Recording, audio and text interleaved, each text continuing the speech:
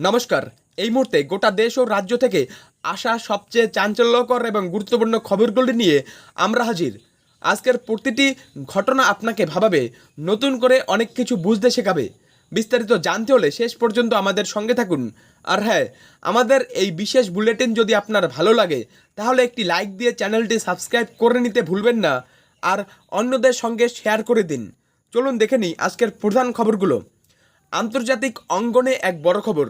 ভারতের উপর 25% শুল্ক বসানোর কয়েক ঘন্টার মধ্যেই পাকিস্তানের সঙ্গে এক মেগা ডিল এর ঘোষণা করেছেন মার্কিন প্রেসিডেন্ট ডোনাল্ড ট্রাম্প। 1 আগস্ট থেকে এই শুল্ক কার্যকর হওয়ার পর দিল্লির প্রতিক্রিয়া কী, সেদিকেই নজর সবার। সংসদে বুধবার ফের উত্তাল। পাক অধিকৃত কাশ্মীর অর্থাৎ পিওকে ইস্যুতে কংগ্রেসকে তীব্র আক্রমণ করে হুঙ্কার দিলেন স্বরাষ্ট্রমন্ত্রী অমিত শাহ।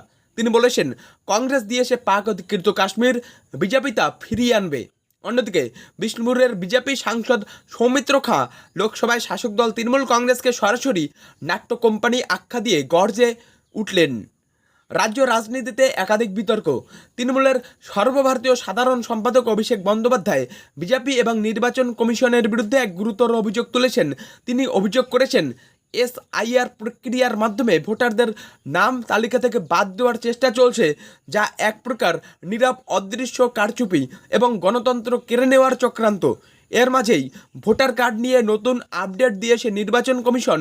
আধার লিঙ্ক না থাকলেও বাতিল হবে না নাম। দিল্লিতে বাঙালি হেনস্থার অভিযোগ তুলেছিলেন মুখ্যমন্ত্রী মমতা বন্দ্যোপাধ্যায়। সেই ঘটনায় এবার এক নতুন মোড়। দিল্লি পুলিশ অভিযোগ অস্বীকার করলেও তৃণমূল কংগ্রেস নিগৃহীত মহিলা শাজনুর পারভিনকে সামনে এনে পাল্টা প্রমাণ হাজির করছে। আর ঘাটাল মাস্টার প্ল্যান নিয়ে মুখ খুললেন তৃণমূল সাংসদ দেব। এই সমস্ত খবরের বিস্তারিত বিশ্লেষণ এবং আরও অনেক গুরুত্বপূর্ণ তথ্য নিয়ে আমরা হাজির হচ্ছি এখনই। তাহলে চলুন আর দেরি না করে সরাসরি চলে যাই আজকের বিস্তারিত খবরে। ব্রেকিং। 1 আগস্ট থেকে ভারতের উপর 25% শুল্ক। ট্রাম্পের ঘোষণার পর দিল্লির প্রতিক্রিয়া কী? দর্শক, এবার ভারত আমেরিকা বাণিজ্য সম্পর্ক নিয়ে এক গুরুত্বপূর্ণ খবর। প্রাক্তন মার্কিন প্রেসিডেন্ট ডোনাল্ড ট্রাম্প 30 জুলাই 2025 তারিখে ঘোষণা করেছেন যে 1 আগস্ট থেকে ভারতের উপর 25% শুল্ক এবং একটি অনির্দিষ্ট জরিমানা আরোপ করা হবে। ট্রাম্প তার সোশ্যাল মিডিয়া প্ল্যাটফর্মে এই ঘোষণা করে জানান, ভারত রাশিয়া থেকে সামরিক অস্ত্র ও জ্বালানি কিনছে বলেই এই পদক্ষেপ নেওয়া হচ্ছে। তিনি বলেন, ভারত ও চীন রাশিয়ার সবচেয়ে বড় জ্বালানি ক্রেতা। এমন এক সময়ে যখন রাশিয়াকে ইউক্রেনে আক্রমণ বন্ধ করার জন্য অনুরোধ করা হচ্ছে। আন্তর্জাতিক বিশ্লেষকরা মনে করছেন, ট্রাম্পের এই পদক্ষেপ ভারতের মাধ্যমে রাশিয়ার প্রতি অসন্তোষ প্রকাশের একটি পরোক্ষ উপায় হতে পারে। এই ঘোষণার পর ভারতের প্রতিক্রিয়া কী? জবাবে ভারত সরকার একটি বিবৃতি জারি করে মার্কিন প্রেসিডেন্টের দ্বিপাক্ষিক বাণিজ্য সংক্রান্ত মন্তব্যকে নোট করেছে এবং এর সম্ভাব্য প্রভাব বিশ্লেষণ শুরু করেছে। ভারত জোর দিয়ে বলেছে, তারা একটি ন্যায্য, ভারসাম্যপূর্ণ এবং পারস্পরিক উপকারী দ্বিপাক্ষিক বাণিজ্য চুক্তিতে পৌঁছতে বদ্ধপরিকর, যার জন্য তারা গত কয়েক মাস ধরে আমেরিকার সঙ্গে আলোচনা চালিয়ে যাচ্ছে। বিবৃতিতে আরও বলা হয়েছে, ভারত সরকার তার কৃষক, উদ্যোগী এবং ক্ষুদ্র, মাঝারি ও অতি ক্ষুদ্র শিল্পের স্বার্থ রক্ষায় সর্বোচ্চ অগ্রাধিকার দেবে এবং জাতীয় স্বার্থ রক্ষায় সমস্ত প্রয়োজনীয় পদক্ষেপ নেবে। এখন বিশ্ব দেখছে ভারতের এই বিবৃতির পর আমেরিকা কোনো পাল্টা প্রতিক্রিয়া দেয় কিনা। ব্রেকিং। কংগ্রেস দিয়েছে পাক অধিকৃত কাশ্মীর, বিজেপি তা ফিরিয়ে আনবে। সংসদে হুঙ্কার অমিত শাহের।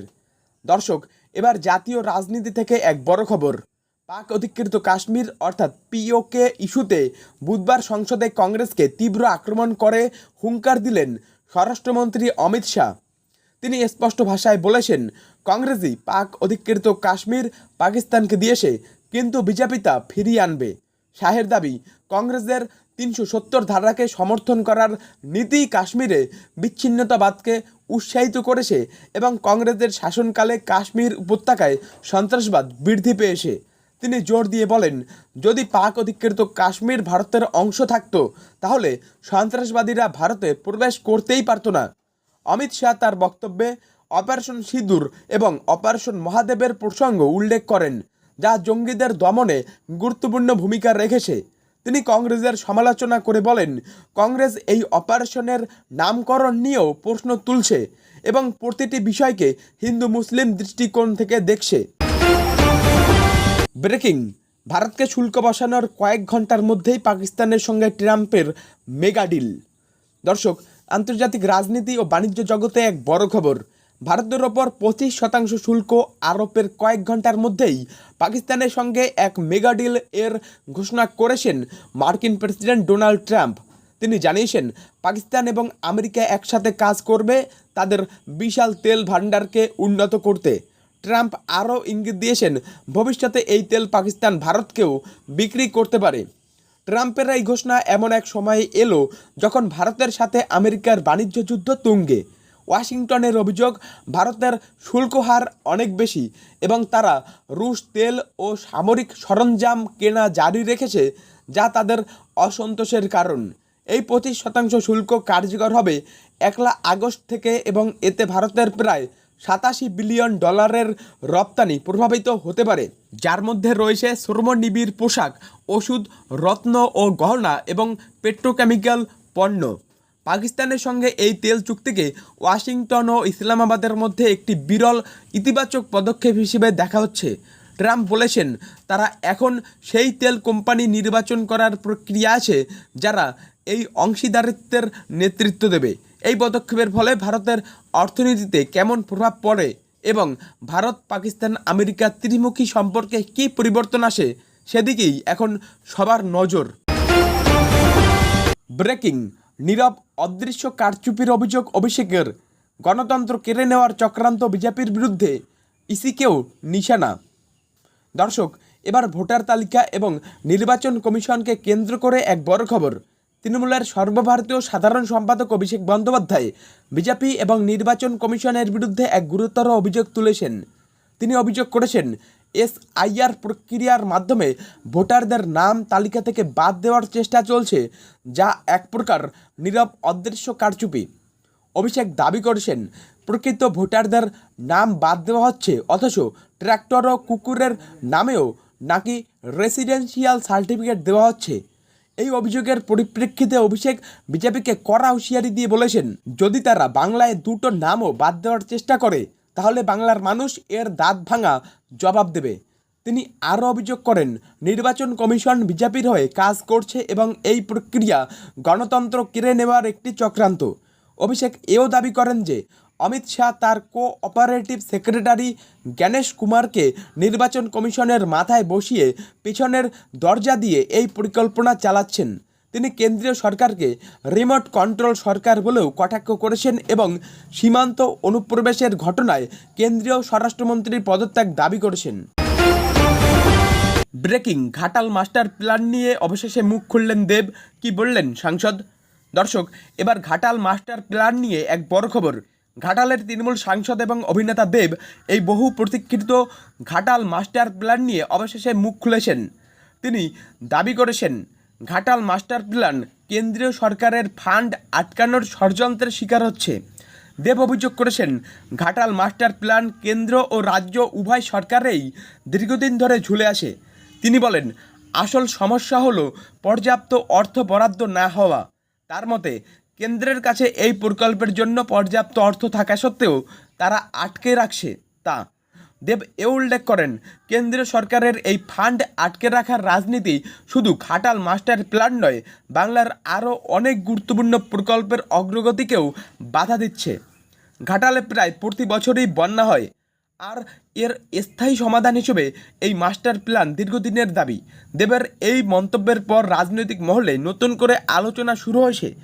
এখন দেখার ঘাটাল মাস্টার প্ল্যান নিয়ে কেন্দ্র ও রাজ্য সরকারের মধ্যে এই টানাপোড়েন কবে শেষ হয় এবং এই অঞ্চলের মানুষ কবে বন্যার কবল থেকে স্থায়ী মুক্তি পায়।